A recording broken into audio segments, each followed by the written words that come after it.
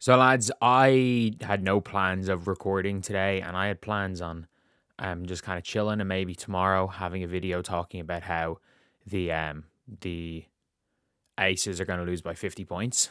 I thought that would have been a fun one because it's always fun watching the Aces get absolutely destroyed.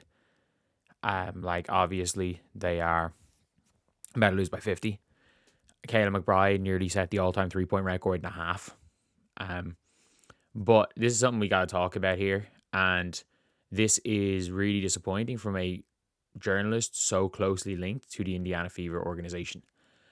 This is really, really disappointing. And it's really concerning, in my opinion, because it is painting a 23-year-old on their team who is currently injured um, as some weird Emperor Palpatine type thing. So, in an article trying to hype the Indiana Fever, right when, on a day when Carolyn Peck says the Fever are better without Caitlin Clark. Newsflash, they just broke 500 without Caitlin Clark. They needed a 4-game win streak to break 500 without Caitlin Clark. They're 8-5 with Caitlin Clark. They are 1 game above 500 without Caitlin Clark. They are 3 games above 500 with Caitlin Clark. Caitlin Clark has played less than half the games. And let's be real, they haven't lost to the Sparks or the Sun.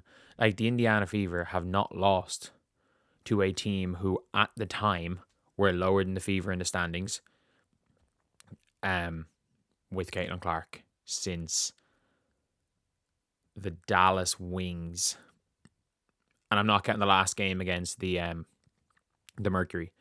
They have not lost a game to a team who, when Caitlin Clark was on the team, they've not lost a game, as far as I'm aware, to a team who were lower than them in the standings at the time. Maybe the Valkyries, actually. I could be wrong with the Valkyries. But I know they've not lost to a team who were not in the playoffs, who were not in the top 8 seeds since July, I think, like the 18th, 2024. Like, that's how long it's been. They've lost to more non-playoff teams in the first week of Caitlin being injured. Either way, let's be real. If you think the Fever are better without Caitlin Clark, you don't understand basketball, and I think the Indiana Fever will tell you they're not better. So all of this crazy ball movement and everything to get open shots the Fever do now, those shots are open automatically with Caitlin. But in this article, he says this: they are America's team. No, this is not America's team. This is Caitlin and friends. Let's be real. It is.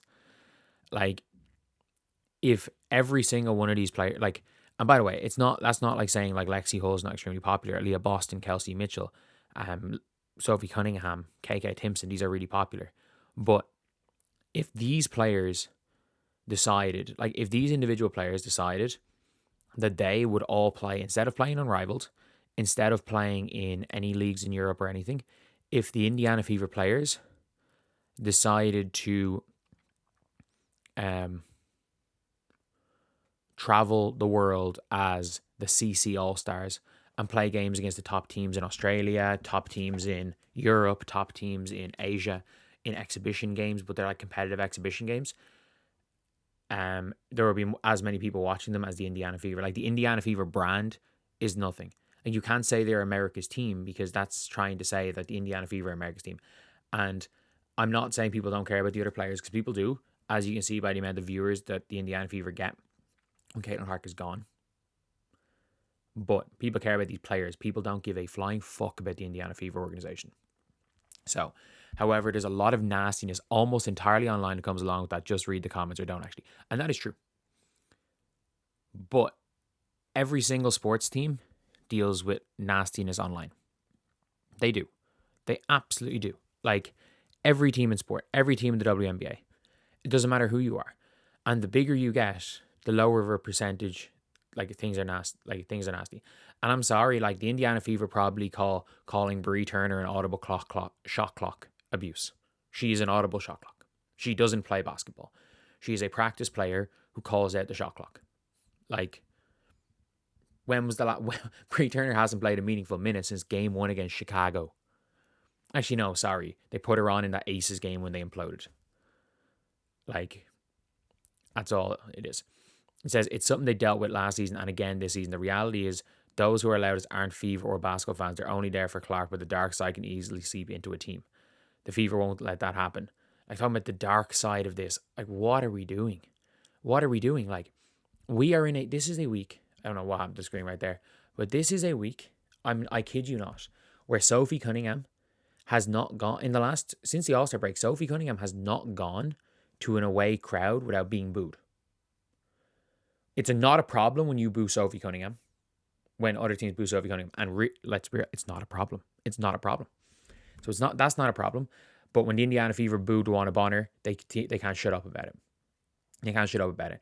The stuff that has been said about Aaliyah Boston online the last week, the stuff that has been said about Aaliyah Boston online has been embarrassing by rival fans. Absolutely embarrassing. But at the end of the day, Aaliyah Boston, like, realistically, she shouldn't see it, nor do I, and I hope she doesn't. This year, several members have gone off social media because of it. It's an everyday challenge to keep the noise out. No, it's not. No, it's not. That is not a challenge. Just don't, like, and people are like, oh, they need to get off social media. No, they don't. Just delete the Twitter app. Don't delete your account, delete the app. Delete the app on your phone. Don't look at Twitter. You can do whatever you want on your Instagram. You can follow the players you want to follow. You don't have to look in your comments. It's really easy to avoid everything on Instagram. So yeah, it should not be a challenge. And if it is a challenge for a pro sports player to stay off social media, then why are you playing for the Indiana Fever? Because I would say the exact same thing to any player who ever chose to play with LeBron James, any player who ever chose to play for the Lakers, any player who ever chose to play for the Knicks, any player who ever chose to play for the Sixers, and we can date this back to 1960. We have the same argument. But this, again, is villainizing a fan base who, let's be real, 90% of the negative stuff that has happened this week, like, the Fever fans are being called every name under the sun for just being normal sports fans. They're being called every name in the sun for booing Duana Bonner because Duana Bonner deserves to be fucking booed. She did. Let's be real. Even Duana Bonner's coach basically said, yeah, I get it. Yeah, I get it. You've got rival players like Courtney Williams being like, of course they booed her. Of course. Like, that is literally the logic of everyone is like, well, yeah, duh. Obviously, it was going to happen. Obviously, it was going to happen. I don't know why anyone expected any different. But in a week of that happening, we have a literal Fever beat writer, one of the closest writers to the entire Fever team and around the Indiana Fever team. One of the closest beat writers, one of the closest people, journalists to the Fever team saying this. So, is there more to this story? Is there more to the story? And I'm going to talk about that a little bit later. What I think is one of my weird conspiracy theories. And again, what I'm saying in that video is a conspiracy theory. You guys can agree, you guys can disagree, but at the end of the day, this is Mick Talks Hoops channel. I'm not a journalist. I've got no insider information. I'm an Irish guy currently in the middle of fucking nowhere in Ireland. It takes an hour to upload a video right now.